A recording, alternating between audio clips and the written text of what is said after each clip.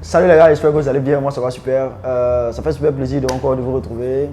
Je tenais à remercier toutes les personnes qui sont venues à la formation et ceux aussi qui ont pris le coaching pour ma première formation réellement. Ça fait super plaisir que les gens, les personnes qui m'ont fait réellement confiance. Aujourd'hui, on va parler de ma marque que je vais bientôt lancer. Je vais vous dire généralement la démarche que j'ai un peu suivie pour pouvoir choisir mon produit, toutes les actions réellement que je vais mettre en place. Mais ça sera de temps en temps, je vais vous parler de ça. J'ai reçu déjà des échantillons que j'ai validés et tout ça. Tout le processus, je vais essayer réellement comme ça de vous expliquer et où est-ce que j'ai eu le déclin concernant la marque en question. Mais je ne vous dirai pas quel type de produit c'est. Voilà. Mais je vais vous dire plus ou moins la démarche pour les personnes, par exemple, qui ont l'intention un jour de pouvoir lancer une marque et tout ce qui rentre réellement comme en ligne de compte. Salut à tous, bienvenue. Si vous êtes nouveau sur la chaîne, moi c'est Ismaël Soumoro et je suis e-commerçant, expert Facebook Ads. Ça fait maintenant plus de 3 ans que je fais de l'e-commerce.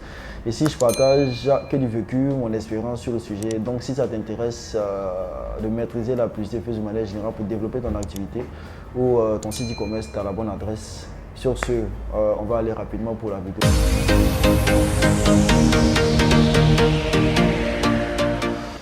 Comme je l'ai dit au départ, je vais bientôt commencer à lancer une marque en Côte d'Ivoire, mais je vais vous dire généralement comment est-ce que m'est venu, plus ou moins comment ça l'idée et la démarche que j'ai suivie de manière générale.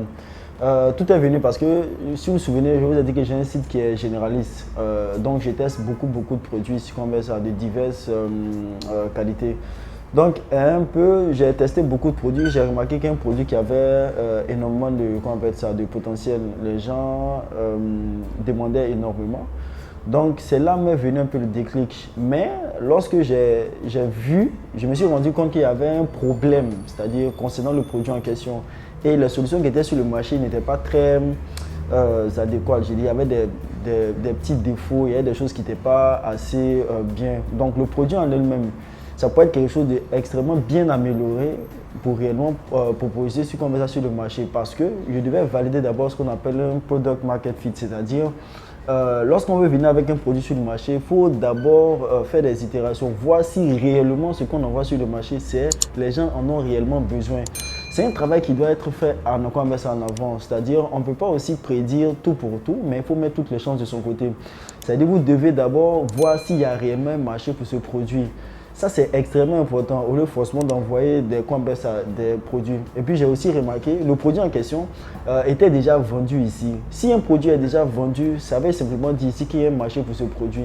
Maintenant, le fait de vendre ce produit-là m'a fait constater que aussi beaucoup de personnes demandaient généralement, beaucoup de personnes voulaient ce produit en question, mais le produit n'était pas encore bien amélioré. Donc, moi, la démarche, elle était toute simple. Lorsque j'ai su simplement qu'il y avait quelque chose qui avait un bon potentiel, tout ce que j'ai fait par la suite, c'est de voir les solutions qui étaient sur le marché. Donc, je me suis promené, je suis allé regarder beaucoup de solutions, aller regarder sur Internet, tout ce qui était sur le marché de manière générale, afin de me faire une idée assez précise des propositions qui étaient faites sur le marché.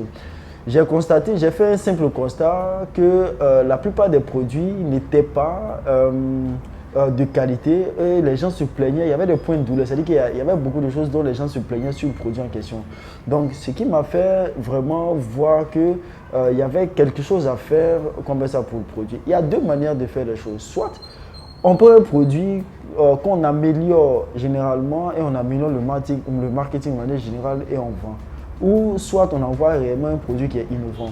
Moi, je suis parti sur la deuxième méthode, c'est-à-dire prendre un produit qui était déjà existant, mais l'améliorer, proposer quelque chose qui résout réellement un problème ou bien qui améliore réellement la vie des gens. Vous voyez ce que je veux dire? Donc, c'est là d'abord. La première chose, j'ai su qu'il y avait un marché pour le produit. La deuxième chose, je suis allé regarder la plupart des concurrents sur le marché de 1. Je me suis promené, je suis allé regarder les concurrents, ce qu'ils proposaient. Et en plus de cela, je suis allé aussi observer ce qui était fait de mieux par rapport au produit. Donc, j'ai pris l'année, c'est-à-dire que près d'un an, à voir toutes les améliorations qui pouvaient éventuellement être faites sur le produit en question, afin d'avoir un produit qui est meilleur que la concurrence avec aussi des prix, pour avoir un argumentaire assez solide pour donner des raisons tangibles aux gens d'acheter mon produit au détriment réellement, comment on appelle ça, des autres concurrents.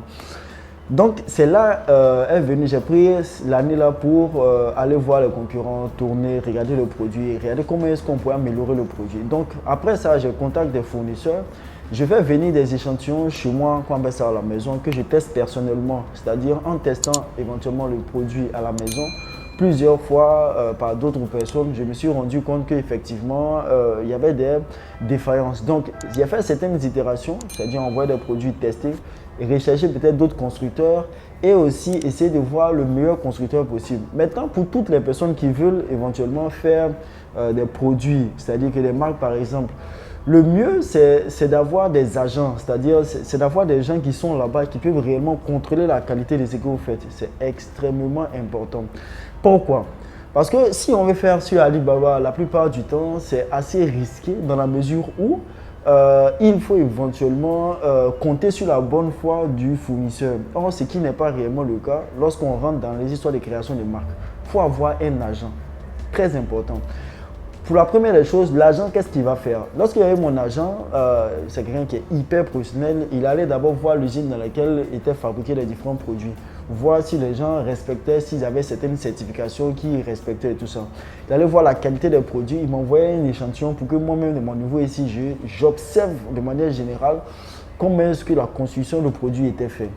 Tout ce qui était comme packaging, c'est lui qui s'en est occupé. Je lui ai envoyé les créatives et tout ça, il a fait le packaging et tout.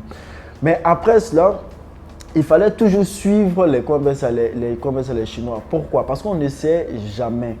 Donc, il suit le processus de production. Après avoir suivi le processus de production, généralement, qu'est-ce qu'il a fait?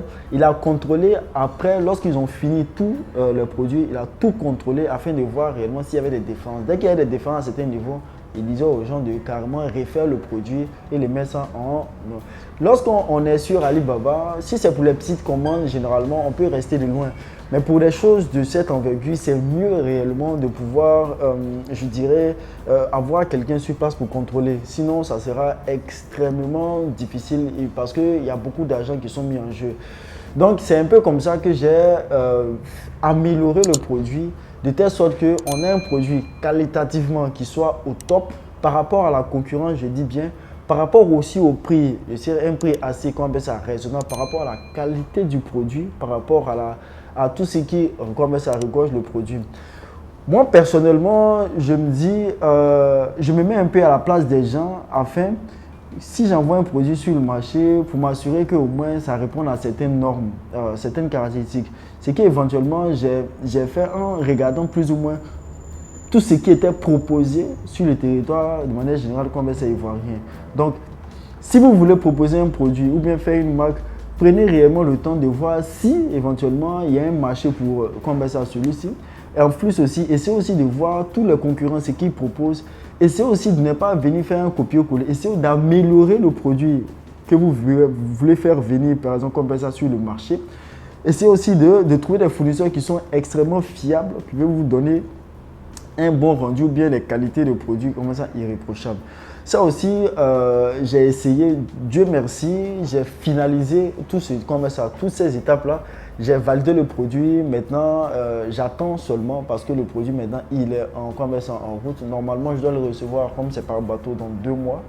C'est quelque chose qui m'a coûté quand même un peu d'argent. Donc généralement, j'espère réellement que tout ce que j'ai mis en place, parce qu'en termes de stratégie ou bien en termes de fonds, j'espère réellement que c'est quelque chose qui peut vraiment exploser, tout en tenant compte, parce qu'on ne prend pas quelque chose en comptant sur le fait que éventuellement que ça va forcément marcher. On essaie de mettre toutes les chances de son côté, comme je l'ai dit, afin que ça fonctionne. Donc, si vous devez comprendre quelque chose dans cette vidéo, c'est que aujourd'hui, le lancement de marque, c'est l'une des choses qui éventuellement peut vous aider lorsque vous faites de la publicité de manière générale. Parce que plus vous avez une marque, c'est plus facile de la marketer. Et si vous avez une marque qui est bien ancrée dans l'esprit des gens, la publicité Facebook reste quelque chose de très, je dirais pas facile, mais ça devient plus clair de faire par exemple comme ça la publicité parce que vous marketez une marque. Donc c'est quand même assez, au lieu de vendre beaucoup de produits n'importe comment, c'est pas très optimisé. C'est ce qui m'a poussé moi personnellement à lancer la marque, à aussi envoyer quelque chose et aussi à vous montrer que Ce que je dis, hein, je le pratique au commerce au quotidien. Ça va, il a lancé beaucoup de petits produits. Aujourd'hui, je passe à l'étape de marque. C'est une démarche qui est, c'est vrai, c'est un de mes challenges de commerce cette année, mais c'est une démarche aussi pour vous montrer aussi qu'il est tout à fait possible de rester ici, en Côte d'Ivoire, et lancer une marque sans quitter réellement Conversa le territoire. Moi, je l'ai fait, bientôt je vais recevoir, mais au fur et à mesure, je vais vous montrer l'évolution Conversa de la marque. Lorsque aussi je vais recevoir l'échantillon, je vais vous partager ça afin de vous montrer les étapes à suivre lorsque vous voulez lancer votre propre marque aussi. J'espère aussi que cette vidéo aura éclairé certaines vidéos. N'hésitez surtout pas, hein, à vous abonner et à partager massivement cette vidéo. J'ai oublié de dire au départ, j'ai 2 places de coaching disponibles pour tous ceux et toutes celles qui veulent encore développer leur activité. Donc on se dit à très bientôt pour une autre vidéo.